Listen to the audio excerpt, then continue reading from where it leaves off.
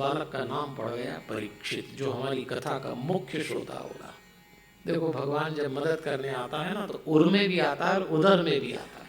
और हृदय को कहते हैं, उधर पेट को कहते हैं, वहां जाके रक्षा करी। और भगवान ने विचार किया, पांडव विजयी हो गए, अब मैं भी द्वारका जाऊं। तो भगवान ने अपना रथ कसा और भगवान द्वारका के लिए चलने लगे। और उसी समय एक घटना घटती है। भगवान के रथ को अचानक एक आकृति रोक लेती है। भगवान ने देखा कौन है, अरे ये तो कुंती बुआ है। भगवान कूदे और आगे बढ़े। भगवान का प्रतिदिन का क्रम था अपनी बुआ कुंती को प्रणाम करना, जो पांडवों की माता थी। और भगवान झुकते इसके पहले उस दिन कुंती झुक गई। जैसी कुंती ने प्रणाम किया, भगवान ने कहा बुआ ये ना करें, आप अपराध करा रही हैं, आप मेरी माँ जैसी हैं, मैं आपका पुत्र हूं, मैं प्रतिदिन आपको प्रणाम करता हूं, आप क्यों मुझे प्रणाम कर रही हैं, ये ठीक नहीं है। तब कुंती ने कहा बस कृष्ण बस, बहुत हो गया, मैं तुझे तब से जानती हूं जब तू गोकुल में गोबर में पैर थप थप करता था, जब तू व्रज में लकड़ियां बीनता था, गोपियों के साथ तू नाचा, तूने माखन चुराया, मैं तब से जानती हूं। तूने मेरे बच्चों के लिए घोड़े नहलाए, तू सारथी बन गया मेरे बच्चों की रक्षा के लिए। कृष्ण ये बुआ और भतीजे का खेल बहुत हो गया, मैं जानती हूं तुम भगवान हो और हम भक्त हैं। मेरा जीवन अब बहुत अधिक नहीं रहा कृष्ण, कुंती कुछ दिन बाद इस संसार से चली जाएगी, तो मेरा अनुरोध है एक बार भगवान बन जाओ और मुझे भक्त हो जाने दो, एक बार भगवान बन जाओ। अब बुए भतीजे का खेल नहीं चलता। तब भगवान ने कहा ठीक है, आप कहती हैं तो मैं भगवान बन जाता हूं, मांगिए। क्या मांगती हैं, भगवान से सब मांगते हैं। तब कुंती ने हाथ जोड़ के उस दिन जो मांगा, संभव तो दुनिया में कभी किसी ने भगवान से ऐसा तो नहीं मांगा होगा। कुंती ने हाथ जोड़ के कहा भगवान इतना दुख देना, इतना दुख देना। भगवान ने कहा आप दुख मांग रही, बुआ मैं आपको जानता हूं, इस संसार में कुछ ही लोग ऐसे हैं जिन्होंने कभी सुख नहीं देखा, उसमें से एक आप हैं। और सचमुच कुंती वो स्त्री थी जिसने अपने जीवन में कभी सुख देखा ही नहीं। और भगवान कुछ लोगों को कभी कभी दुख की प्रयोगशाला बना के छोड़ता है, एक दुख मिटाओ दूसरा, दूसरा मिटाओ तीसरा, पूरा जीवन बीत जाता है आदमी का दुख से संघर्ष करते करते। कुंती कहती है इतना दुख देना क्योंकि कृष्ण दुख में तू बड़ा याद आता है। और ये सही है, हमारे जीवन में जब कोई ऐसा असहनीय दुख आ जाए तो हम भगवान का कंधा पकड़ के उसको हिला देते हैं और निकट जाते हैं और निकट चले जाते हैं, सुख में नहीं जाते। कुंती कहती है दुख में तू बहुत याद आता है, ऐसे सुख पे सिला पड़े जो हरि को नाम भुलाए, बलिहारी बात दुख की जो हरि को नाम रटाए। तू तो दुख दे। भगवान सोचने लगे, उन्होंने कहा तथास्तु। तब रथ की रास पकड़ के कहती है कृष्ण एक बात कहना चाहती हूं। हाँ बोलो। तो कुंती देवी कहती है कुछ दिन और रुक जाओ, मेरे बेटे राजा बनने वाले, कुछ दिन रुक जाओ ना कृष्ण। सर्वशक्तिमान हमारा भगवान कभी कमजोर नहीं पड़ता क्योंकि सर्वशक्तिमान है, लेकिन वो सर्वशक्तिमान ईश्वर भी एक जगह कमजोर पड़ जाता है, भक्त के आग्रह के आगे। एक जगह कमजोर, बाकी वो कभी कमजोर नहीं पड़ता। कुंती देवी के आग्रह ने रोक लिया। महल में बैठे भगवान, द्रौपदी सोचती है मेरे कारण रुके, अर्जुन सोचता है मेरे कारण रुके। भगवान है ही ऐसा। और एक दिन उस महल में भगवान आंख बंद करके बैठे, पांडवों के बड़े भाई युधिष्ठिर वहां से निकले। उन्होंने देखा भगवान आंख बंद करके बैठे हैं तो पूछा आप क्या कर रहे हैं। भगवान ने कहा ध्यान लगा रहा हूं। युधिष्ठिर ने कहा सारी दुनिया आपका ध्यान लगाती है, आप किसका ध्यान लगा रहे हैं। तब भगवान ने कहा युधिष्ठिर मैं भक्त का ध्यान लगाता हूं। युधिष्ठिर ने कहा आप, ऐसा कौन सा भक्त है जिसका ध्यान आप लगा रहे हैं। तो भगवान ने कहा युधिष्ठिर पूछ रहे हो तो बता रहा हूं, मैं भीष्म का ध्यान लगा रहा हूं। भीष्म जैसे लोग इस दुनिया में दोबारा नहीं आते। मैं तो तुमसे भी कह रहा हूं, भीष्म को इच्छा मृत्यु का वरदान है। 18 दिन के युद्ध में 10वें दिन भीष्म गिर चुके। सूर्य उत्तरायण पे आने वाला है, मेरे साथ चलो, उनसे राजधर्म का ज्ञान प्राप्त कर लो। पांचों पांडव और द्रौपदी को लेकर कृष्ण भगवान उस शिविर में आए जहां शरशैया पे भीष्म लेटे हुए हैं। इतने शरीर पर अर्जुन ने तीर मारे के महाभारत में लिखा है, भीष्म जी के शरीर पे 2 उंगल भी जगह नहीं बची जहां तीर न लगा हो। दूर से भगवान को आते देखा तो भीष्म जी ने विचार किया, हाथ उठा के प्रणाम कर लूं, पर इतने तीर लगे थे कि आज हाथ नहीं उठते। ये वही भीष्म है जिन्होंने रणांगन में एक से एक शस्त्र उठाए, और जब वो हाथ पे शस्त्र उठाते तो सत्ताएं पराजित हो जाती। इतना लाचार भीष्म आज हाथ नहीं उठता, हाथ भगवान को जोड़ने के लिए। इसको बुढ़ापा कहते हैं, मृत्यु के निकट। सबको आना है, कोई नहीं बचेगा, सबको आना है। बुढ़ापा होता ही ऐसा है। जवानी वो होती है जो जाके नहीं आती, और बुढ़ापा वो होता है जो आके नहीं जाता। आएगा सबको। इस सरसैया का मतलब ही है, हम सबको लेटना है सरसैया पे। क्या होता है, भीष्म ने सोचा गर्दन झुका के नमन कर लूं, लेकिन गर्दन भी नहीं झुकती। नेत्रों से नमन किया, प्रणाम किया। भगवान आके खड़े हुए और भगवान ने कहा, भीष्म जी, मैं पांडवों को लाया हूं, ये युधिष्ठिर राजा बन रहा है, आप इसको राजधर्म का ज्ञान दीजिए। जैसे ही भीष्म जी ने बोलना शुरू किया, उसी समय उस शिविर में एक नारी स्वर का अट्टहास गूंजा, और वो थी द्रौपदी। और उसने कहा, बस पितामह बस, आपके मुंह से राजधर्म की बातें अच्छी नहीं लगती। आपका ये राजधर्म उस दिन कहां चला गया था जब भरी सभा में दुर्योधन के आदेश पर दुशासन मेरे वस्त्र पे हाथ डाल रहा। मैं रोई थी, गिड़गिड़ाई थी। मैंने अपना मस्तक आपकी राजगादी की चौखट पे पटका था। मेरे माथे से रक्त की धार निकली थी, जिसमें मेरी बिंदिया, मेरा सिंदूर बह रहा था, और आप नीचे गर्दन करके बैठ गए। आपने कुछ नहीं किया। कहां गया था राजधर्म? यदि उस समय आपका राजधर्म नहीं बोला, तो आज किस अधिकार से बोल रहे हैं? सभा में सन्नाटा छा गया। उस सन्नाटे को चीरा भगवान कृष्ण ने। हमारे भगवान कृष्ण भी संगतियों का मूर्तिमान पुंज है। कंधे पे हाथ रखा और कहा, पांचाली, तुम बोलती बहुत अच्छा हो। द्रौपदी भगवान कृष्ण की सहेली थी, भक्त थी और बहन थी। उन्होंने कहा, बेटा द्रौपदी, कृष्ण आज बहुत ही सुंदर बोले। उन्होंने कहा, द्रौपदी, जिस व्यक्ति पे तू दोष दे रही है, एक बात याद रखना, मनुष्य घटनाओं का जोड़ होता है। किसी एक घटना में मनुष्य का आचरण देखकर तुम उसको निरस्त नहीं कर सकती। खंड खंड करके मनुष्य को देखोगे तो शायद मूल्यांकन सही न कर पाओ। जब भी किसी मनुष्य का मूल्यांकन करो, जोड़ के देखना, तोड़ के मत देखना। तुम्हारी स्थिति में ये व्यक्ति जो कमजोर दिख रहा है, ये अपने ब्रह्मचर्य में बहुत ऊंचा है। किसी एक स्थिति में कोई व्यक्ति ऊंचा है और वही व्यक्ति किसी एक स्थिति में गिर भी जाता है। मूल्यांकन करना हो तो खंड खंड करके नहीं, जोड़ के देखना। द्रौपदी चुप खड़ी हो गई। भगवान ने कहा, भीष्म जी आप बोलिए। तब भीष्म जी ने कहा कि राजधर्म का ज्ञान तो मैं दूंगा, पर भगवान मेरा आपसे एक प्रश्न है। आप तो पूछिए, भगवान ने कहा। और आज भीष्म जी ने भगवान से वो प्रश्न पूछा, देवी और सज्जनों, जो हम सब अपने जीवन में जब कोई विपरीत समय आता है तो ये सवाल हम सब भगवान के सामने उछालते हैं पत्थर की तरह।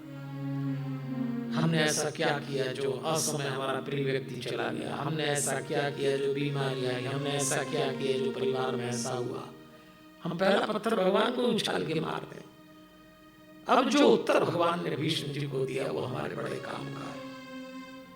भीष्म जी ने कहा, भगवान एक बात बताइए, मेरा ब्रह्मचर्य सदैव अखंड रहा, मेरे चरित्र पे कभी किसी स्त्री का लांछन नहीं लगा, मैंने कोई निर्णय ऐसा नहीं लिया जो परिवार के हित के विपरीत हो।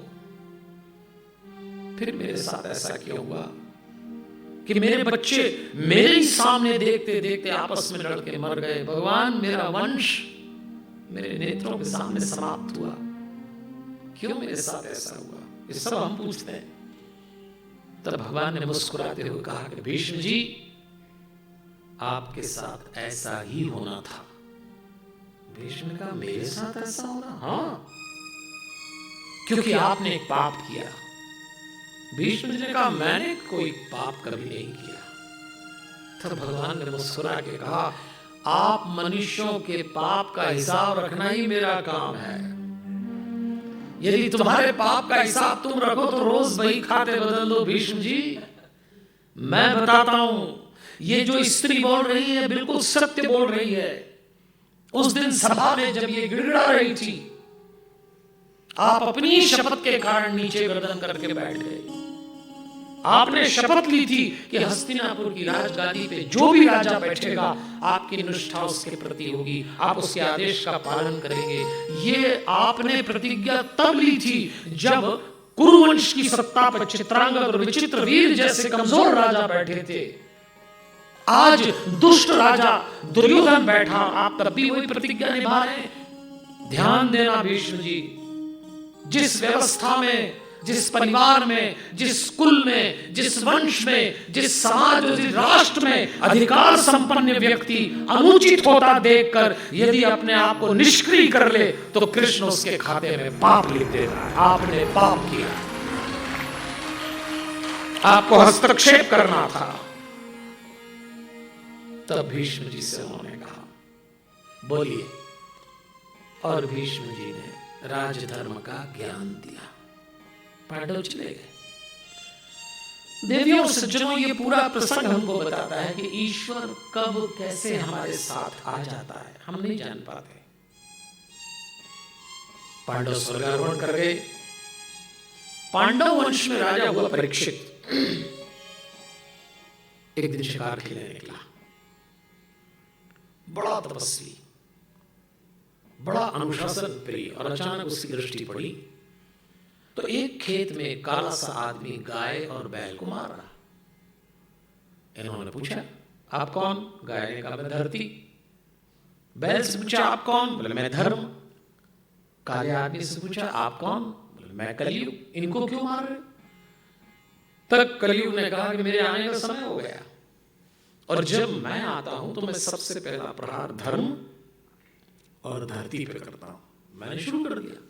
अब मैं तो आप ही की प्रतीक्षा कर रहा था। आप राजा हैं, आप मुझे अनुमति दीजिए प्रवेश करने की, कलयुग का समय आ गया। परीक्षित ने कहा, मेरे होते हुए तुम प्रवेश नहीं कर सकते। तो कलयुग ने कहा, आप क्या काल का क्रम बदल देंगे? काल के अनुसार मैं आ गया, व्यवस्था के अनुसार अनुमति दीजिए। तब परीक्षित ने कहा, ठीक है, 4 स्थान ऐसे देता हूं जहां से तू प्रवेश करना। द्यूत, जुआ, गैम्बलिंग, व्यभिचार, अपनी स्त्री के होते हुए दूसरी स्त्री में रुचि रखना, अपनी पति के होते हुए दूसरे पुरुष में रुचि रखना, व्यभिचार, हिंसा, वायलेंस, और मदिरा, वाइन। 4 जगह से कलयुग आएगा, 4 जगह से आता है। कलयुग भी बड़ा समझदार था। उसने कहा, ये 4 जगह तो बड़ी रिजर्व है, इसमें सब कोई खुले आम नहीं जा सकता। कोई ऐसा आइटम दो जिसमें इजीली एंट्री हो। उन्होंने कहा, ठीक है। 5वां, स्वर्ण, गोल्ड। तू सोने से भी प्रवेश कर सकता है। तो सोने में कलयुग का वास है। अब इसका ये मतलब नहीं है कल से आप गोल्ड के आइटम पहनना बंद कर दें, वो तो आप खरीदो। पर क्यों सोना बोला? क्योंकि उस समय लेन देन की करेंसी सोने की गिन्नियां हुआ करती थी। तो याद रखिएगा, आपकी आमदनी के साधन यदि दोषपूर्ण है तो आपके घर में कलयुग का प्रवेश हो जाएगा। इसका मतलब ये है, अपनी आय के साधन शुद्ध रखिए। 2 पैसे कम कमाना, पर ईमानदारी से कमाना। गड़बड़ करके जितना अधिक कमाया वो सब कलयुग के साथ आया है। अगले दिन राजा परीक्षित को शिकार खेलने जाना था। अपनी अलमारी खोली, सोचा मुकुट पहनूं कोई अच्छा सा, ये पहनूं कि वो पहनूं। एक मुकुट पहनने लगे, मंत्रियों ने कहा ये न पहने, ये आपके दादा भीम जरासंध को मार के लाए थे, जरासंध दुष्ट राजा है और उसका मुकुट ले आए।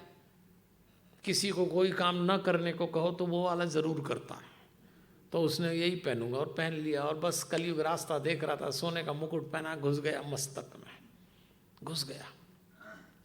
इसलिए अपने घर में कोई भी सामान लाओ, उसकी हिस्ट्री ज़रूर मालूम होना चाहिए। हमारे शिव नारायण मुंद्रा जी तो वास्तुविद हैं, तो ये तो बताते हैं कि ये मत रखो वो मत रखो, पर आप एक चीज़ तो कभी मत रखना जो अज्ञात हो। एंटीक आइटम रखोगे समझ लो कलयुग घुसेगा।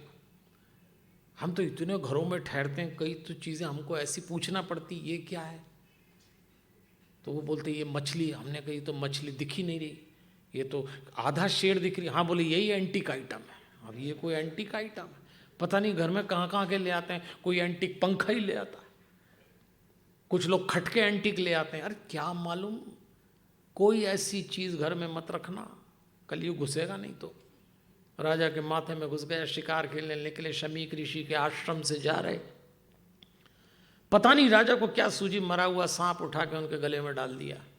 शमीक ऋषि ध्यान लगाए बैठे समाधि में। उनका बेटा श्रृंगी आया, छोटे से बेटे ने देखा पिता के गले में किसी ने सांप डाला, तुरंत जलांजलि दी, छोड़ा कि जिस किसी ने कुकृत्य किया है 7 दिन बाद तक्षक नाग आके उसको डस लेगा, मृत्यु हो जाएगी। परीक्षित शापित हो गए। इधर बेटा रोने लगा तो शमीक की समाधि खुल गई। पूछा क्यों, उसने बताया। आंख बंद करके देखा, किसको शाप दिया? अरे ये क्या किया तूने, अपने राजा को शाप दे दिया। तब तक तो देर हो चुकी थी। अब आप यहाँ एक सोचने वाली बात है, शमीक ऋषि समाधि में थे, तपस्या कर रहे थे, इन्होंने मरा हुआ सांप डाला तो तपस्या नहीं टूटी, समाधि नहीं टूटी, और बेटा रोया तो टूट गई। औलाद का रुदन अच्छे अच्छों की तपस्या भंग करा देता है, ये बात ध्यान रखना, ये भी इसमें घटना के पीछे। और औलादें आजकल बहुत ट्रेंड है, उनको सब मालूम है आपको कब निपटाना, आप नहीं निपटा पाओगे। सब जैसे कोई ट्रेनिंग लेके आए निपटाने की। माँ बाप को समझ ही नहीं आता कि हम औलाद की ये औलाद, कौन किसको आदेश दे रहा है पता नहीं है। शमीक जी बहुत दुखी हो गए। परीक्षित जी को पता लगा मैं शापित हो चुका हूं, तो विचार किया ऐसे नहीं मरना चाहता, मैं जानना चाहता हूं कि देह से आत्मा देहांतर कैसे करती है। तो सुखदेव जी को बुला के कहा आप मुझे बताइए। सुखदेव जी ने भागवत सुनाना आरंभ की, जो हम और आप सुन रहे हैं।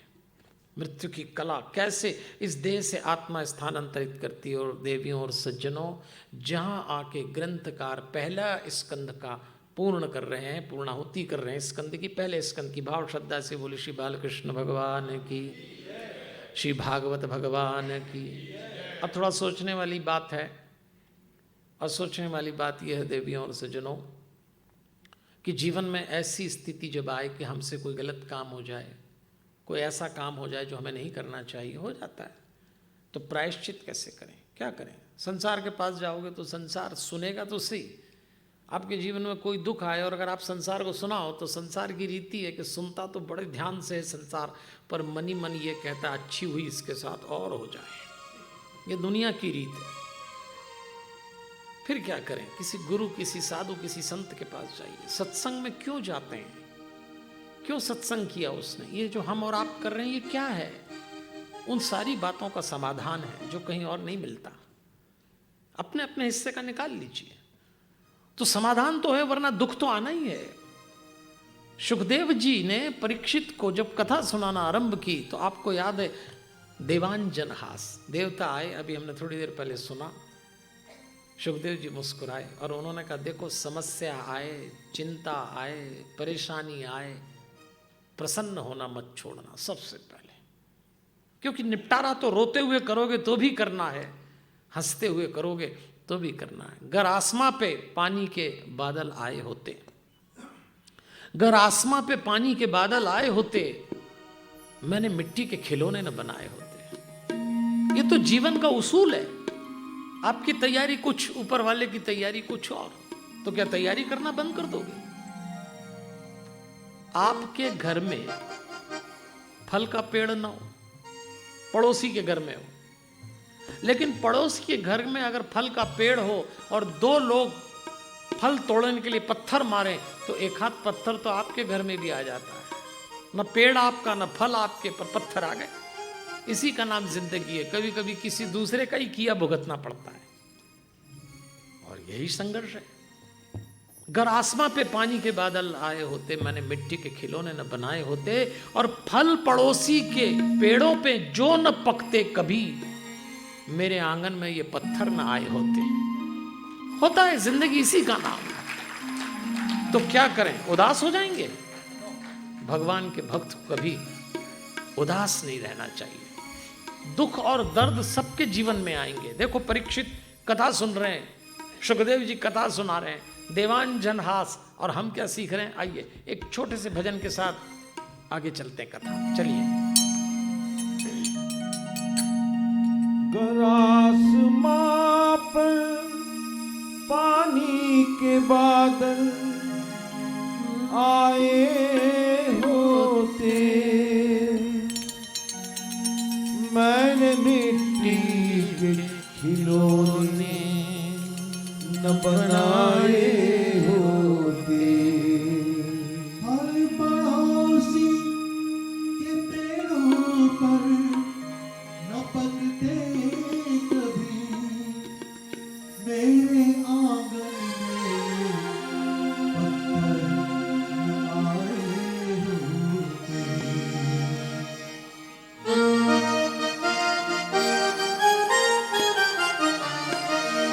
रहिए न यूं उदास, जरा मुस्कुराइए।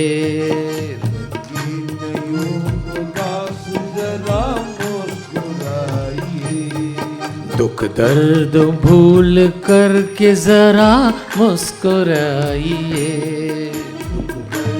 भूल करके जरा मुस्कुराइए। सब गाइए।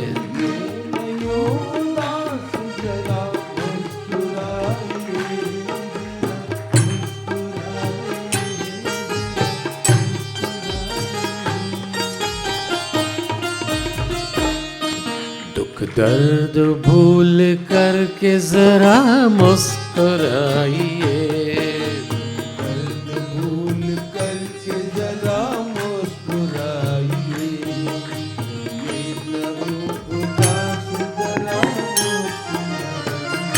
देखिए देवियों और सज्जनों, जहां जहां भगवान कृष्ण ने प्रवेश किया, जिस जिस दृश्य में, आप चाहे भागवत के दृश्य देखें चाहे महाभारत के, सारे समीकरण बदल गए। जिस शकुनी ने जुए में सारी बाजी पलट दी, उस शकुनी का रणांगन में कोई दांव नहीं चला। भगवान एंट्री ले चुके थे।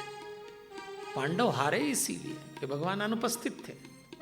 हमारे जीवन से जब जब भगवान को हम ही हटाएंगे, दुर्गुण आक्रमण कर देंगे। शकुनी तो तैयार ही बैठा है, इसलिए भगवान को रखिए साथ। वो गए और इन्होंने जुआ खेला, और भगवान थे। मुझे तो याद है आज भी, इसलिए मैं आपको सिर्फ ये घटना इसलिए बता रहा हूं कि जिंदगी में भगवान का साथ मत छोड़ना। हमारी आदत है, हम लोग जुआ खेलते ही हैं। युधिष्ठिर धर्मराज, लेकिन द्यूत क्रीड़ा उसका शौक था, ये कमजोरी जानता था, तो शकुनी ने बुलाया, हरा दिया, सब हार गए। चलो महाभारत हो गई इतनी बड़ी, पर देखो आदमी गुलाटी लगाना छोड़ता ही नहीं।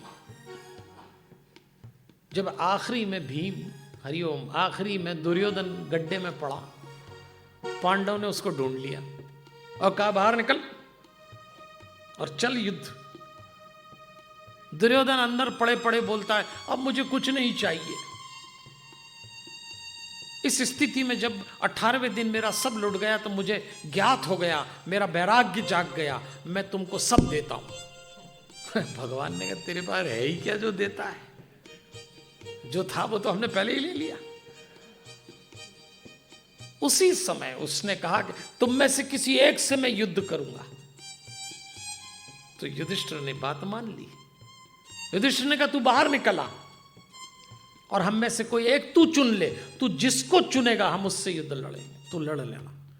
जैसे युधिष्ठिर ने कहा, और भगवान कृष्ण एकदम क्रोध में आए और उन्होंने कहा, ये क्या करते हैं आप? फिर जुआ खेल लिया, फिर जुआ खेला। अभी ये बाहर निकल के कह देगा नकुल से लड़ूं, सहदेव से लड़ूं, गदा युद्ध में जीत सकते हो? वो तो जीवित पैदाइशी जुआरी है। तुम तो होश में रहो, फिर हार जाओगे, जीती हुई बाजी हार जाओगे। तय करो किससे लड़ेगा, तुम तय करो। बाहर निकल, भीम से लड़ो। ये अगर उस दिन कृष्ण ना होते और युधिष्ठिर की बात मान लेते तो बाहर निकल के नकुल को निपटा देता पक्का, और फिर वापस हो जाता। हम मनुष्यों की आदत है जुआ खेलना, पर भगवान साथ में है। उस दिन थे तो तुरंत रोक दिया और उन्होंने कहा, बाहर निकल, भीम से लड़ो। इसलिए मैं आपसे कहता हूं, भगवान को साथ रखिए। जब जब जहां जहां पड़े श्री कृष्ण के चरण, जब जब जहाँ जहाँ पड़े श्री कृष्ण के चरण, मुस्कान से बदल गए सारे समीकरण। मुस्कान से बदल गए सारे समीकरण, मुस्कान से बदल गए सारे समीकरण, सारे समीकरण, सारे समीकरण। कैसे यकीन दिलाऊं, जरा मुस्कुराइए। दिलाओ जरा मुस्कुराइए, कहिए कहियो उदास जरा मुस्कुराइए।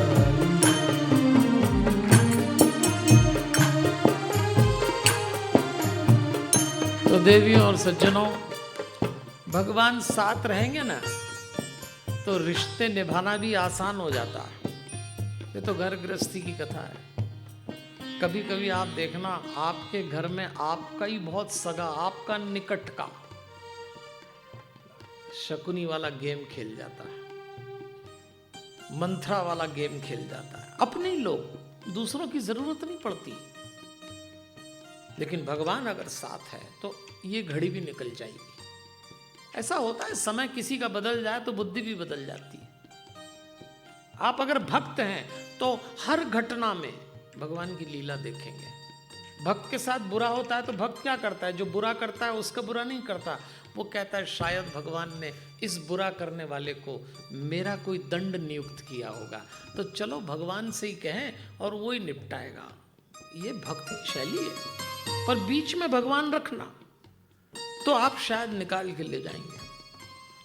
वरना कुछ लोग तो ऐसे, उर्दू में एक शब्द है तिजारत, उसको कहते हैं कमर्शियल, व्यापारिक। कभी कभी आप देखना, आपके आसपास ऐसे लोग होंगे, वो रिश्तों में भी तिजारती पहलू निकाल लेता है, कमर्शियल एंगल, फैमिली में, रिलेशन में। अब हमें ये दो, हम आपको ये दें, क्या खेल हो गया है। वो रिश्तों में भी तिजारती पहलू निकाल लेता है। मैं कुछ कहूं तो वो तराजू निकाल लेता है। और मैं इसलिए भी उसके हुनर की तारीफ करता हूं कि वो झूठ बोलकर भी आंसू निकाल लेता है। हैं कुछ लोग। फिर कैसे बचेंगे? भगवान का पल्ला मत छोड़ना, अपनी मस्ती मत छोड़ना। तो आप लोगों ने एक संकल्प तो ले ही लिया, जरा मुस्कुराइएगा। पर वो संकल्प बाहर नहीं, घर में जाके अपने लोगों को देख के मुस्कुरा। देखो, गैरों से मुस्कुराना तो बहुत आसान है। दुकान पे बैठो, ग्राहक आए, क्या मुस्कुराते हैं लोग। दिन भर मुस्कुराने वाले अपने ही घर में जाके नहीं मुस्कुराते। इसलिए आपसे निवेदन करूंगा, भक्त अपना पराया नहीं देखता मस्ती के मामले में। पैरों से मुस्कुराना तो आसान काम है,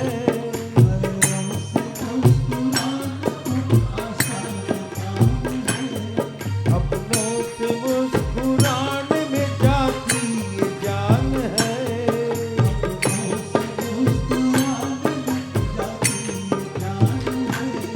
अपनों से मुस्कुराने में जाती ये जान है, जाती ये जान है, जाती ये जान अपना पराया इसमें सभी भूल जाइए।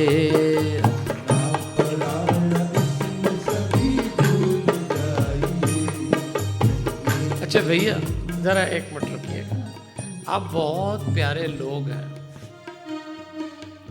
मुस्कुराने का भजन क्या सीरियसली कर रहे हैं कुछ लोग, कुछ तो ऐसे गा रहे हैं जैसे राम नाम सत्य गा रहे हो। अरे मुस्कुराने का भजन तो मुस्कुरा के करिए, आपकी क्या प्रॉब्लम भाई, इतने सीरियस क्यों आप लोग हैं? भगवान का भजन करना है तो भक्त को ऐसे उदास नहीं होना चाहिए।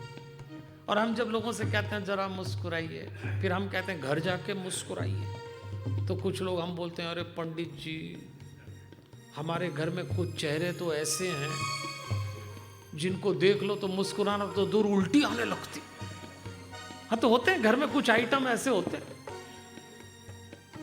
तो घर में अगर आपको मुस्कुराने की प्रैक्टिस करना हो तो एक काम करना, मैं आपको टेक्निक दे रहा हूं भाई, प्रैक्टिस तो करना पड़ेगी। और घर में नहीं निकलती मुस्कान तो आप एक काम करना, आपके ड्रेसिंग रूम में आईना होगा ना जिसके सामने खड़े होकर आप तैयार होते, तो ड्रेसिंग रूम का आईना तो अकेले ही देखते हैं, वहां कोई दूसरा तो होता नहीं।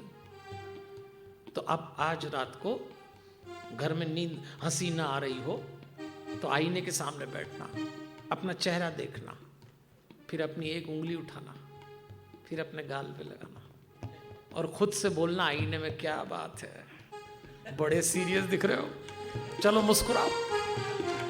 जो आईने को देख के मुस्कुराना सीख गया उसको फिर कोई तकलीफ नहीं होगी, करके देखना आप। तन्हाइयों में अपन कभी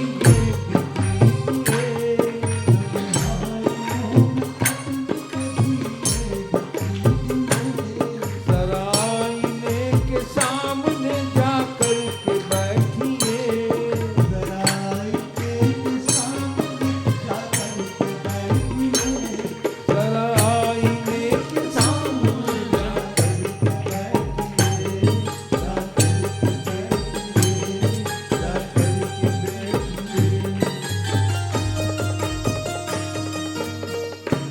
फिर खुद से बोलिए कि जरा मुस्कुराइए।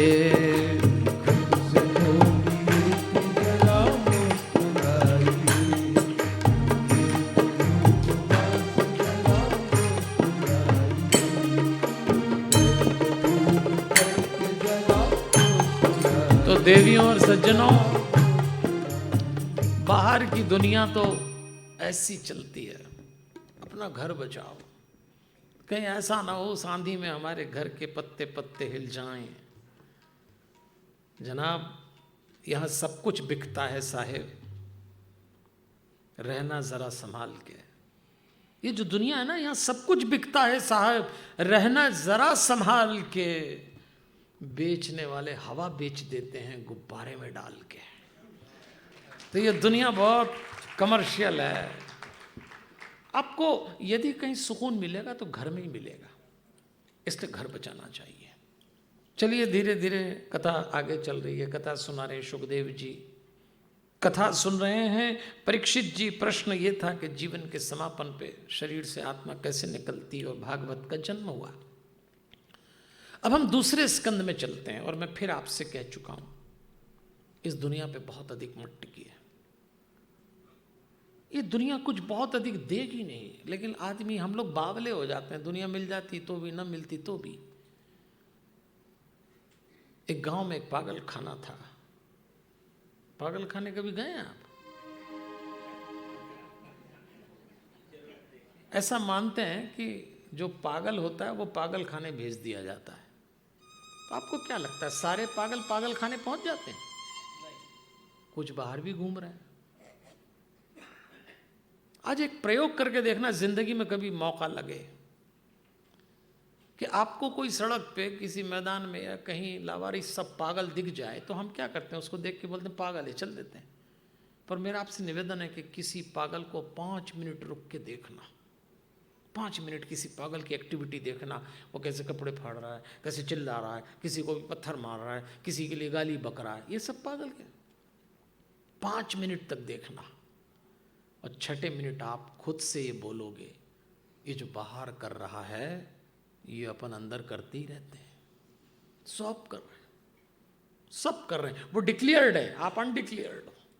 आपने वो सब कर लिया जो वो पागल कर रहा है। आपने भी मारा, आपने भी छीना, आपने भी चिल्लाए, सब सब सब पागल हैं। बस ये है कि पहुंचे नहीं, पागल खाने की जगह कथा में आ गए। वो वहां गए, अपन यहां आ गए, लेकिन हरकतें अपनी भी वही हैं। पागल खाना ऐसा ही है। उस कस्बे में जो पागल खाना था, एक मिनिस्टर साहब उसका अवलोकन करने गए, और जैसे ही पहली कोठरी में उन्होंने देखा, एक सुंदर सा गोरा चिट्टा बढ़िया युवक बैठा, बाल नोच रहा। मिनिस्टर साहब ने कहा, इतना बढ़िया सुंदर युवक पागल कैसे हो गया? तो पागल खाने के अधिकारियों ने बताया, महाराज, मिनिस्टर साहब, हमारे गांव में एक बहुत ही सुंदर स्त्री है, अतीव सुंदरी, नाम है चंचला, और ये युवक उससे विवाह करना चाहता था, और चंचला ने मना कर दिया। तो चंचला के विरह में, चंचला के गम में चंचला नहीं मिली तो पागल हो गया। मिनिस्टर साहब ने कहा, अरे चंचला को भगवान बुद्धि दे, अगर मिल जाती, शादी कर लेती तो कम से कम पागल तो नहीं होता। मिनिस्टर साहब अगली कोठरी में गए, वहां भी एक सुंदर सा गोरा चिट्टा युवक छाती कूट रहा। उन्होंने पूछा, ये क्यों पागल हो गया? वो पागल हो गया तो समझ में आता है कि चंचला ने उससे शादी नहीं करी, उसको नहीं मिली, ये क्यों पागल हो गया? तो पागल खाने के अधिकारियों ने बताया, चंचला ने इससे शादी कर ली। अब चंचला जिसको नहीं मिली वो भी पागल, जिसको मिल गई वो भी। ये चंचला कौन है? ये चंचला और कोई नहीं, दुनिया है। ये दुनिया जिसको मिल जाती है वो भी दीवाना हो जाता है, और जिसको नहीं मिलती वो भी बावला हो जाता है। दुनिया पे ज्यादा मत टिकिए, दुनिया बनाने वाले पे टिकिए। ये सत्संग, ये कथा क्यों है? इस कथा में आप बैठकर दुनिया बनाने वाले पे टिकने लगते हैं, और यहीं से जीवन के समाधान के सूत्र मिलना आरंभ हो जाते हैं। ग्रंथकार हमको द्वितीय स्कंद में लेकर चल रहे हैं। द्वितीय स्कंद के आरंभ में लिखा है, श्रवण, मनन और ध्यान।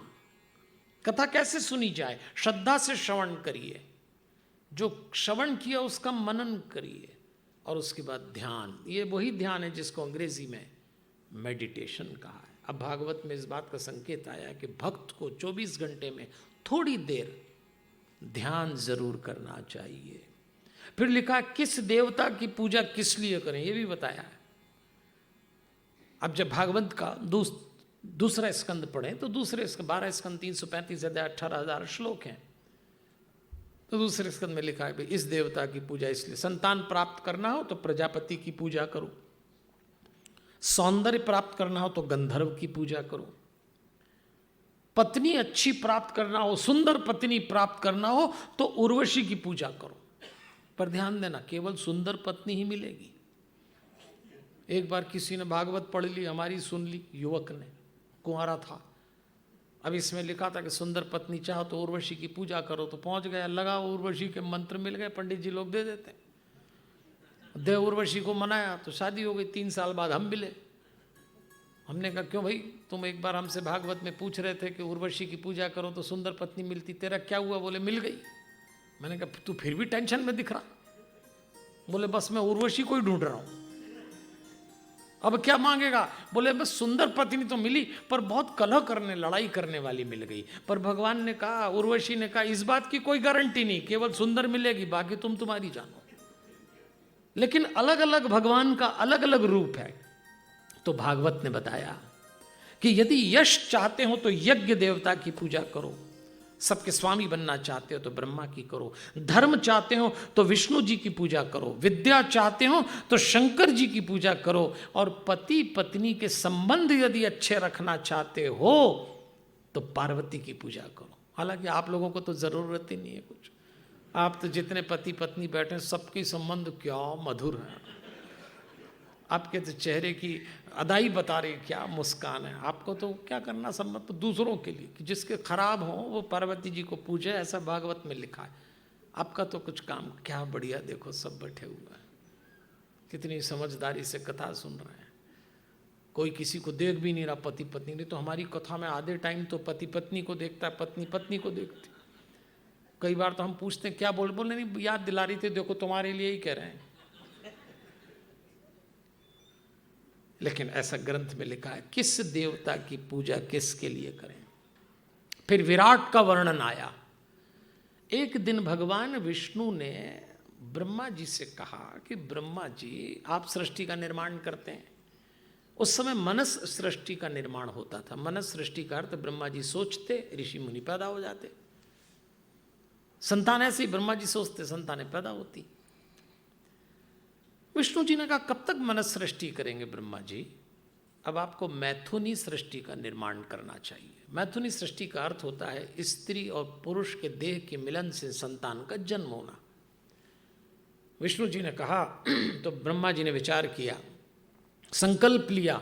तो ब्रह्मा जी के सीधे यानी राइट पोर्शन से, दाएं भाग से एक पुरुष पैदा हुए जिनका नाम मनु रखा। बाएं भाग से, लेफ्ट साइड से एक स्त्री पैदा हुई जिनका नाम शत्रुपा रखा। मनु और शत्रुपा, उनकी देह की मिलन से इस संसार में पहली 5 संतानें आईं। फिर उनके बच्चे होते होते हम लोग हो गए। तो हमारे पहले माता पिता का नाम मनु शत्रुपा है। फिर उनके बच्चे हो के फिर जाति बनी, बिरादरी बनी, कोई इस जाति में चला गया, कोई उस समाज में, पर हैं हम सब हमारे पितर हैं, उन्हीं के बच्चे हैं। उनके बच्चे होते होते सब हो गए। इसीलिए मैं कहता हूँ पितरों की कथा है। अभी तक कथा हमारे ही पितरों की हमारी चल रही है। कैसे फिर मनु शत्रुपा के 5 बच्चे हुए और उसमें भी कमाल देखो आप प्रकृति का, 3 बेटियां और 2 बेटे, आकुति, देवहूति और प्रसूति, ये 3 बेटियां।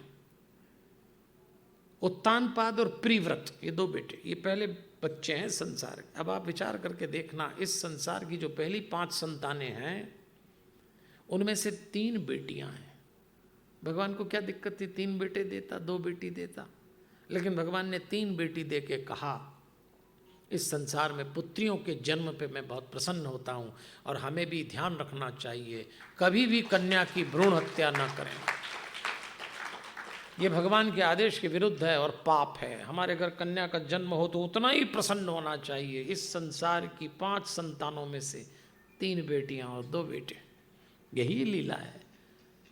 फिर उनका वंश आगे चलता चला गया, चलता चला गया, चलता चला गया। और देवियों और सज्जनों, अब एक के बाद एक इनका विवाह हुआ। आकुति का विवाह रुचि नाम के प्रजापति से किया गया और यहाँ के ग्रंथकार ने दूसरे स्कंद का भी समापन कर दिया। भाव श्रद्धा से बोली श्री बालकृष्ण भगवान की, श्री भागवत भगवान की। अब हम चल रहे हैं तीसरे स्कंद में। वैसे तो 33 अध्याय हैं उसमें, पर आज हम 22 अध्याय तक की कथा सुनेंगे।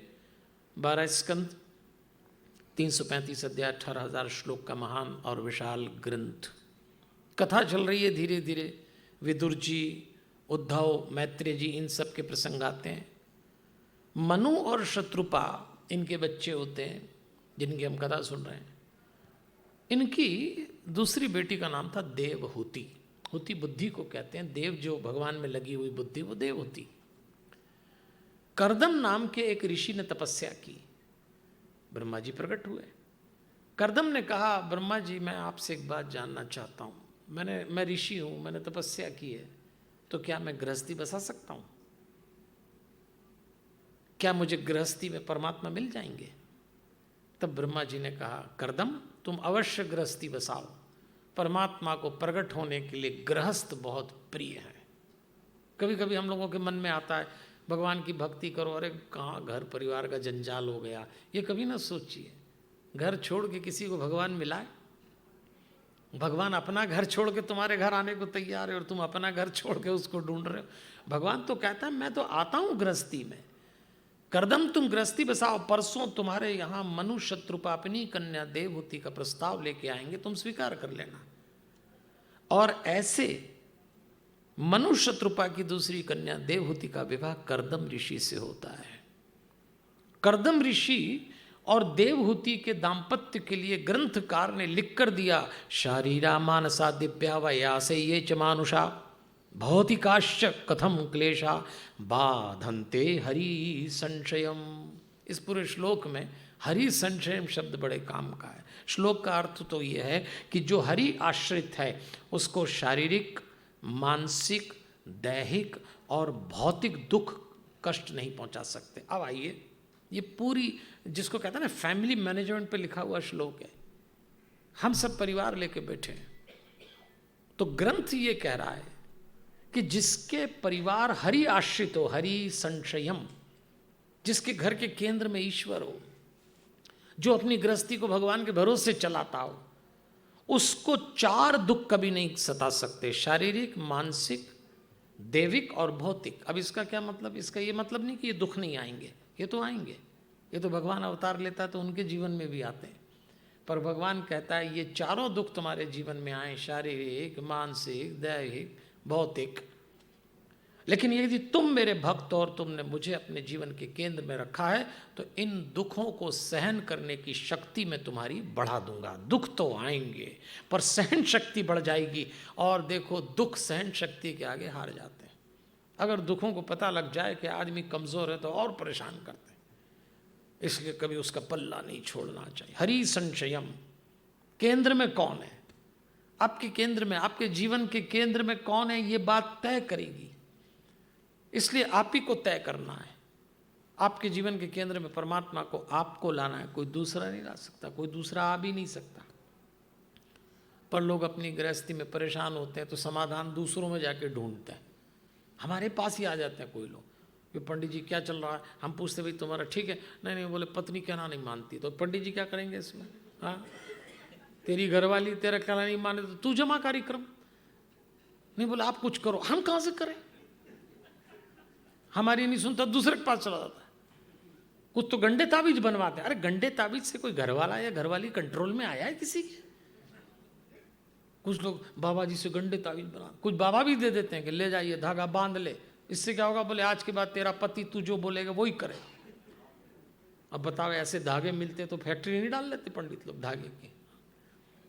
ये जो बातें हैं ये समझने की बात है। इसीलिए ईश्वर रखो अपने जीवन में, वो चलाएगा। दुख आएगा तो वो चलाएगा, सुख आएगा, भरोसा रखो। ये तो चलता रहता है जीवन में, सबके होता है। आपकी प्रॉब्लम का सॉल्यूशन आपको निकालना है। एक बार एक पति पत्नी अपने छोटे से बच्चे को लेकर बाजार गए। वो पत्नी को कुछ दुकान में काम था,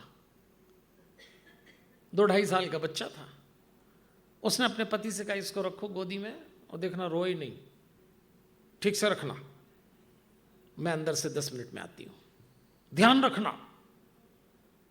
जैसी वो अंदर गई, बच्चे को पता लगा मां गई अपन बाप के हवाले, तो रोना शुरू।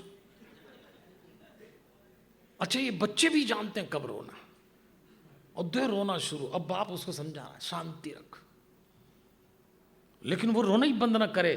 तो फिर वो बाप बोला शांति रख मांगी लाल, शांति रख, हल्ला मत कर मांगी लाल, धैर्य रख, गुस्सा मत कर, गुस्सा मत कर, आ जाएगी, सब निपट जाएगा, धैर्य रख मांगी लाल। वो बच्चा और रोए, मांगी लाल धैर्य रख, शांति रख, गुस्सा मत कर, वो और रोए। एक बहन जी दूर से बाप बेटे की बातचीत सुन रही, उतनी में पत्नी आ गई। उसने देखा बच्चा रो रहा है तो तुरंत अपने पति को झरकार लगाइए, अरे क्या तुम ठीक से 2 मिनट अपनी औलाद नहीं रख सकते? मैं गई और ये रोने लग गए। अच्छा, पत्नियां बच्चों की आड़ में पतियों को बड़ी स्टाइल से डांटती हैं। ये स्टाइल आती है इनको, 10 नहीं, कोई काम ढंग से नहीं कर सकते, अपना ही बच्चा नहीं समझ सकते। और वो बेचारा समझा रहा है, लाओ मुझे दो। और जैसे ही माँ ने बच्चों को लिया, बच्चा चुप। बोले देखो, और डांट पड़ी। तो दूर से जो बहन जी दृश्य देख रही थी वो पास में आई और बोली बहन जी मैं एक बात कहना चाहती हूँ, मैं 10 मिनट से ये दृश्य देख रही हूँ। आपके पति आपके बेटे मांगी लाल को इतने अच्छे से समझा रहे हैं, रो मत मांगी लाल, समझ मांगी लाल, गुस्सा मत मांगी लाल, हैव पेशेंस मांगी लाल, डोंट लूज टेम्पर मांगी लाल, सब ठीक हो जाएगा। और आपका ये बेटा मांगी लाल चुप ही नहीं हो रहा। अब आप आई और इन्हीं को डांट रही हैं। उस पत्नी ने उन बहन जी को ऊपर से नीचे तक देखा, फिर कहा बहन जी मांगी लाल मेरे बेटे का नहीं, मेरे पति का नाम है। वो मांगी लाल खुद को ही समझा रहा था, धैर्य रख मांगी लाल, समझ रख मांगी लाल, सब ठीक हो जाएगा मांगी लाल।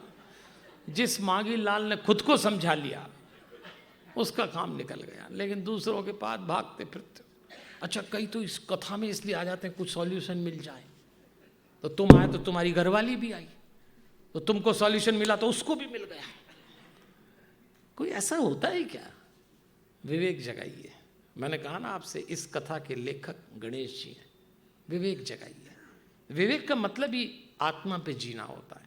और जिस दिन आप अपने जीवन साथी के साथ शरीर को क्रॉस करके आत्मा पे जीते हैं, उस दिन शिकायतें खत्म हो जाती हैं। शिकायतें सारी शरीर की हैं, इसलिए ये पूरी कथा आपको वहाँ ले जा रही है, इसलिए वहाँ ले जा रही है। आज हमारे बच्चे हमसे कुछ कर दें, आज हमारे माँ बाप अगर हमसे कुछ कर दें, तो क्या टूट जाएगा सब कुछ? अरे आत्मा कभी खंडित होती है? हमारे बच्चे में हमारी आत्मा है, हमारे माता पिता में हमारी आत्मा है, हमारे जीवन साथी में हमारी आत्मा है। इसको समझना पड़ता है। बस अब ग्रंथ धीरे धीरे हमको वहीं ले जा रहा है। इसलिए इस गृहस्थी से जब 5 बच्चे हुए, उनके बच्चे उनके बच्चे उनके बच्चे होते होते हम लोग आ गए। ये हमारी ही कथा है। तो देवियों और सज्जनों, आज ग्रंथकार ने, व्यास जी ने इस कथा को यहाँ लाके छोड़ा और हम कल इसी वंश में आगे चलेंगे। ये तो हमारी कथा सुनेंगे अभी, बिल्कुल आईना है, दर्पण है, आप अच्छी तरह समझ लो। तो आज के ग्रंथ ने हमको ये समझाया, आज गृहस्थी का सूत्र था संयम। संयम रखिए हर बात का। मनुष्य को, गृहस्थ व्यक्ति को 3 बातों का संयम पालना चाहिए। आज का सूत्र संयम था। भोग, भूख और विलास। अब भोग का मतलब ये घर परिवार संसार कार बंगला, विलास का मतलब दाम्पत्य जीवन में जो विलास होता है, और भूख अन्न का। जितना आप अन्न की शुद्धि रखेंगे, जितना आप नींद पे नियंत्रण रखेंगे और जितना आप विलास के प्रति अनुशासित होंगे, आप देखेंगे उतना कलह कम होगा। या कोई विपत्ति आई तो निपटाने के लिए आप समर्थ अधिक होंगे। आज का सूत्र ही संयम है। बहुत जल्दी इंद्रियां गृहस्थी में संयम को भंग कर देती हैं। एक संयम रखिए। मैंने आपसे कहा था आज संकल्प लेना है। एक संकल्प लें कि अपने घर में हर समय खुशहाल रहेंगे, आपको कोई अशांत नहीं कर सकता। और हम कहते हैं, और हम हैं अशांत, सच बात है। यहाँ जितने लोग बैठे हैं सब अलग अलग ढंग से अशांत हैं। मैंने बताया था आरंभ में 5 रास्ते से। पर एक बात अपने कलेजे पे लिख के रख लेना, हमारे अलावा न तो कोई हमको अशांत कर सकता है और न ही हमारे अलावा हमको कोई शांत कर सकता है। हम बस दूसरों पे दोष देते हैं, लेकिन सच तो यह है कि आप ही अपने आप को अशांत करते हैं और आप ही अपने आप को शांत करते हैं। इसलिए भागवत ने सिखाया हर समय खुशहाल रहना। जो भक्त होता है वो सबके बीच में रह के भी सबसे अलग रहता है, क्योंकि वो कला सीख जाता है कि जो दिया है उसका दिया है, उसकी लीला है, हम एक पार्ट हैं। वो करा रहा है तो हम कर रहे हैं, इससे काफ़ी हल्के हो जाते हैं। अगर दुख भी आएगा तो हमको लगता है ठीक है, परीक्षा ले रहा है अपनी, तो शायद आप ज़्यादा अच्छे से पास हो जाएं। चलिए इस भजन के साथ आज की कथा का समापन करेंगे। छोटा सा भजन है, हमारे साथ गुनगुनाइए। आइए।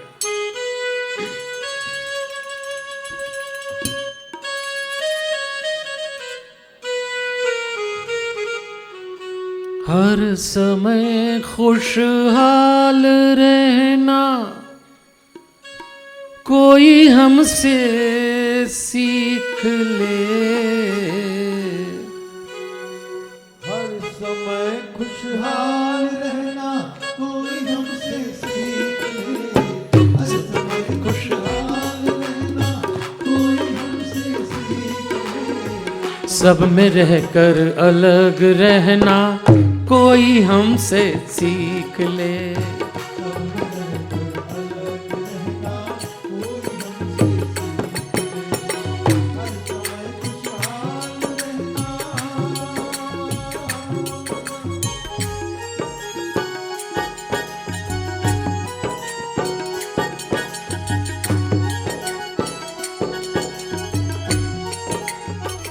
देवियों और सज्जनों, मनुष्य का शरीर मिला है तो झंझटें तो आएंगी। एक मिटाओगे दूसरी आ जाएगी। अगर आपके जीवन में झंझट आई और आप संसार के पास जाओगे तो संसार कहेगा भग लो। लेकिन भागवत क्या सिखाती है? क्या करना है?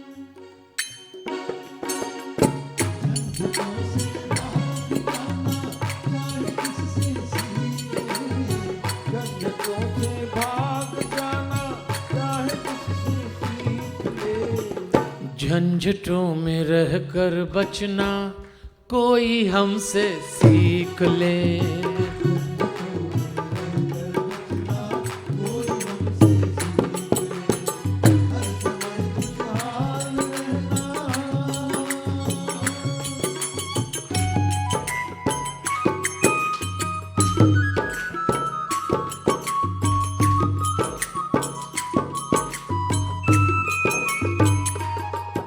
एक बात विचार करके देखिएगा, आज जितने प्रसंग आए, औरों की आंखों में आने के लिए सब सज रहे हैं। इसका मतलब ये दूसरे हमारी तारीफ करें। सब हमारी सारी कोशिश ये रहती है कि दूसरों की आंखों में चढ़ जाएं। आप देखना, कोई अगर सुबह से आपसे कह दे आप बहुत ही अच्छे हो, ऐसा मूड ठीक होता। और जरा सा कोई सुबह से कह दे आप जैसा घटिया आदमी नहीं देखो, मूड खराब। हमारे सारी इस खुशी और सारे दुख का संचालन कोई और करता है। हमने अपनी खुशी का रिमोट भी दूसरों को दे रखा है। पति को लगता है पत्नी खुश रखे तो रहे। हम कई पतियों से पूछते हैं, अरे बोले क्या दिन थे वो जब पसीना गुलाब था, जब कुंवारे थे, अभी क्या हुआ? बोले ये आ गई जीवन। अरे ये क्या करेगी? तुम्हारी खुद की तैयारी ठीक नहीं। न कोई पति किसी पत्नी को, न कोई पत्नी किसी पति को खुश रख सकती। आपको रखना है। अपनी खुशी का रिमोट अपने पास रखिए। क्यों दूसरों पे संचालित है? आप क्या हैं इसका प्रमाण पत्र दूसरों से लेना बंद कर दें। आप तय करिए हम क्या हैं। अपनी आंखों में समा के देखिए।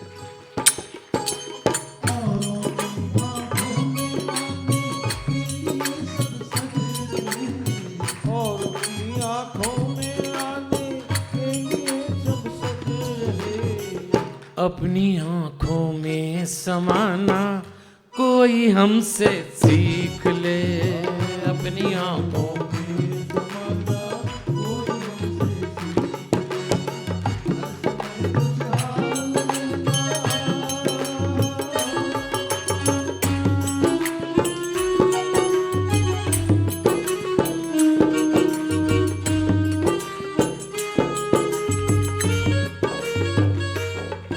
तो देवियों और सज्जनों, हमने आपसे निवेदन किया, आज घर जाके सबसे पहला काम क्या करना है? जरा मुस्कुराइए। आज तो संकल्प ले लेना। घर में घुसते ही घरवाला घरवाली को देखकर और घरवाली घरवाले को देखकर क्या करेगा? इतना डर डर के क्यों बोल रहे हैं? ये बात सही है कि काम रिस्की बता रहा हूं, पर आप करके देखो। एक आध बेहोश भी हो सकता है, लेकिन गैरों को देख के मुस्कुराना बड़ा आसान है। परीक्षा तो तब है जब अपनों को देख के अपने ही घर में मुस्कुराएं। खुश रहें, खुश रखें। दूसरों से उम्मीद करना छोड़ दीजिए। यहां किससे उम्मीद करेंगे मदद की?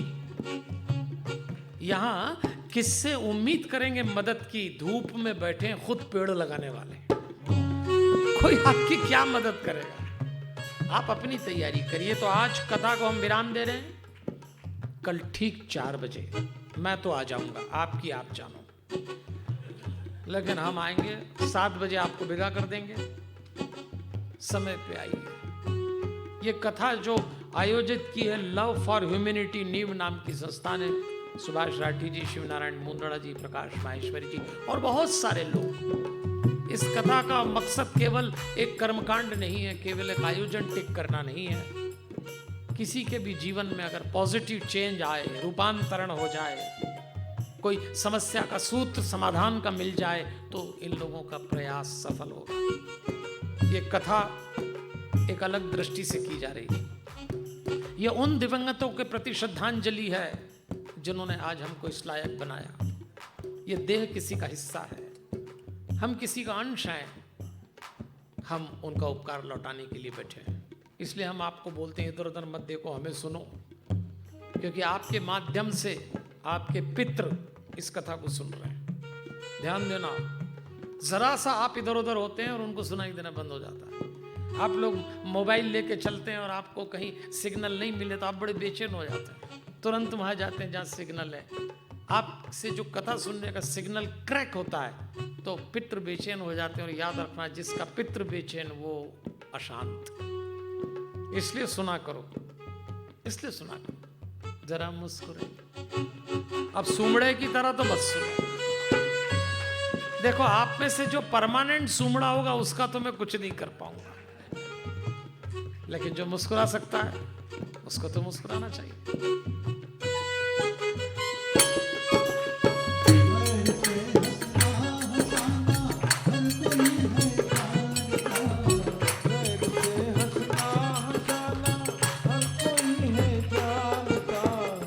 अपनों से जरा मुस्कुराना कोई हमसे सीख ले।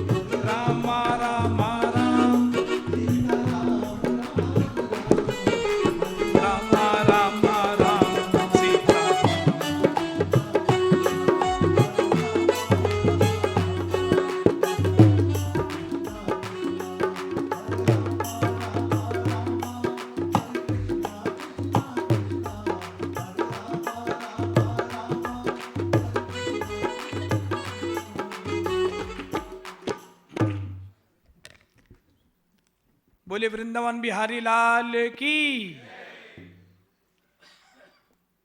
आपके माध्यम से आपके पितृ इस कथा को सुन रहे हैं। ऐसी बात कहने वाले परम आदरणीय गुरु जी श्रद्धेय पंडित विजय शंकर मेहता जी ने आज पहले दिन ही हम सभी को भागवत की गंगा में बहाकर बहुत ही भक्ति भाव से विभोर कर दिया है। आप सभी का कल भी स्वागत है, केवल अकेले नहीं, पूरे परिवार के साथ में। और उम्मीद करते हैं कि कल के बाद में यहाँ पर जो भक्ति की गंगा बहने वाली है उसका रसपान हम सभी सपरिवार करेंगे। मैं पूरे सम्मान के साथ में इसके पूर्व की भागवत जी की आरती हो, मैं निवेदन करूंगा, हमारे बीच में कुछ गणमान्य लोग हैं, वे स्टेज पर आकर पंडित जी का सम्मान करके उनका आशीर्वाद प्राप्त करेंगे। वरिष्ठ समाज सेवी आदरणीय श्री ईश्वर प्रसाद जी अग्रवाल जी से आग्रह, कृपया मंच पर पधारें, पंडित जी का आशीर्वाद प्राप्त करें। अग्रवाल सभा रायपुर के अध्यक्ष माननीय श्री विजय अग्रवाल जी से आग्रह करूंगा, कृपया मंच पर पधारें और पंडित जी का आशीर्वाद प्राप्त करें। समाज सेवी श्री नारायण मोहता जी से आग्रह, कृपया मंच पर पधारें और पंडित जी का स्वागत करें। राज्य सूचना आयोग के पूर्व सदस्य आदरणीय श्री मोहन पवार जी से आग्रह, कृपया मंच पर पधारें और पंडित जी का आशीर्वाद प्राप्त करें। श्री अजय राठी जी सपरिवार मंच पर पधारें और पंडित जी का आशीर्वाद प्राप्त करें। राजिम से पधारे श्री अमित माखीजा जी से निवेदन है, कृपया मंच पर पधारें और पंडित जी का आशीर्वाद प्राप्त करें। एक विशेष बात मैं इसके बाद बताऊंगा।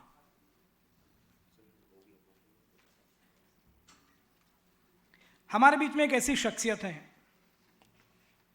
हम लोग कल्पना करते हैं किसी की भी तस्वीर कितनी हो सकती है, 10, 20, 25, 50, 100, 200, 500, 1000, लेकिन हमारे बीच में एक ऐसे शख्स हैं जो हनुमान जी के इतने परम भक्त हैं। उन्होंने हनुमान जी को ढूंढा, हनुमान जी की तस्वीर को ढूंढा, और आपको सुन के बड़ा ताज्जुब होगा कि उनके पास हनुमान जी की 1000 नहीं, 2000 नहीं, 3000 नहीं, 4000 नहीं, 5000 तस्वीरें हनुमान जी की है, जिसे उन्होंने डिजिटली संग्रहित किया है। माननीय श्री अखिलेश शर्मा जी, मैं ससम्मान आपको मंच पर आमंत्रित करता हूं और आपका इन तस्वीरों के लिए golden book of world record में भी नाम दर्ज है।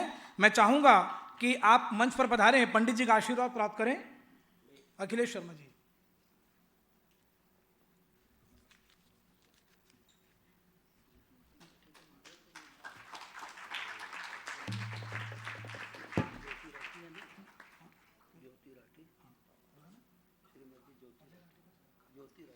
और श्रीमती ज्योति राठी जी से भी आग्रह, कृपया मंच पर पधारें, पंडित जी का आशीर्वाद प्राप्त करें।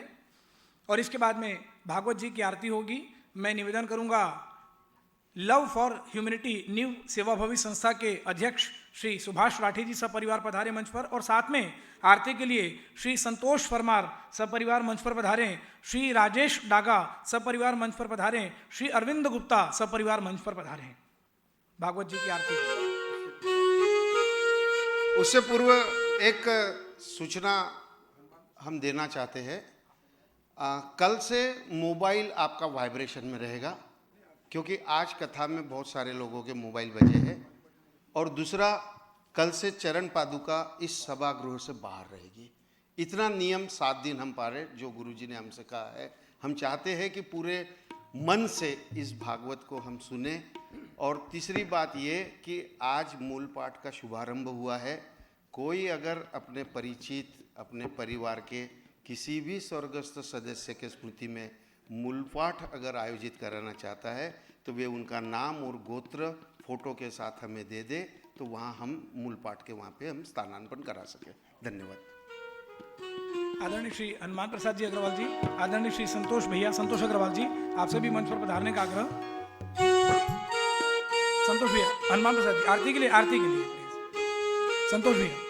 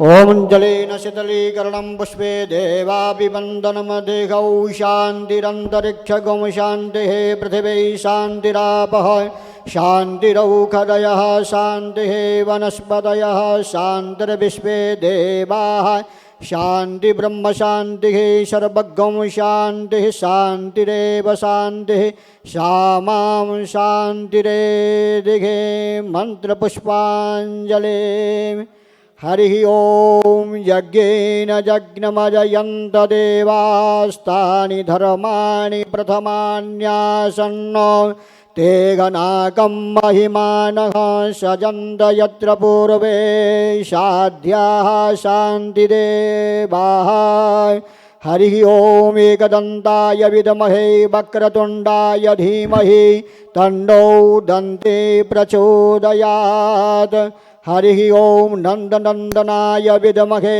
यशोदानन्दनाय धीमहि तन्नो बालकृष्ण प्रचोदयात् ओम आञ्जनेयाय विद्महे वायुपुत्राय धीमहि तन्नो हनुमत प्रचोदयात् सेवन्तिका बकुलचम्पकपाटलाब्जै पुण्णागजातिकरवीररसालपुष्पैः बिल्वप्रवालतुलसीदलमञ्जरीभिः त्वां पूजयामि जगदीश्वर मे प्रसीद नानासुगन्धपुष्पाणि यथाकाल भवानि च पुष्पाञ्जलिर्मया दत्त गृहाण परमेश्वर पुराणपुरुषोत्तमाय नमः मंत्रपुष्पाञ्जलिं समर्पयामि।